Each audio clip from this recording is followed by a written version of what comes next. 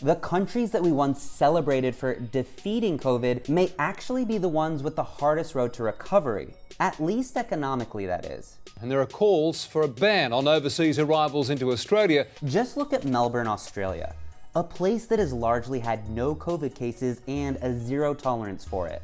Someone recently tested positive at a Holiday Inn, a quarantine hotel for new arrivals coming from overseas. Then a dozen people linked to the hotel also tested positive for COVID-19. This prompted the entire state to go into a lockdown.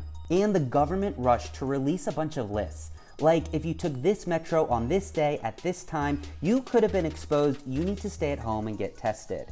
This kind of extreme measure and contact tracing is virtually unheard of in the US, where COVID cases became very common. Go to Singapore and things are kind of similar. Using technology tracing apps has allowed them to carry on life with limited restrictions. If you're living in Singapore and you want to look up a flight to travel somewhere and then come back, that will cost you about $2,000 just to pay for your quarantine hotel and tests. In other countries in this part of the world, things aren't that much different. But here's the thing, many health experts now say that COVID will not leave us for years or maybe even forever.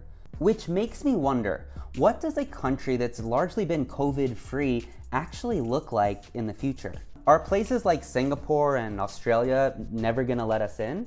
The United States, while faced with a public health crisis, has also largely learned to live with it too. And between herd immunity and the hundreds of millions of vaccinations scheduled to happen, a somewhat normal sense of life is actually on the horizon.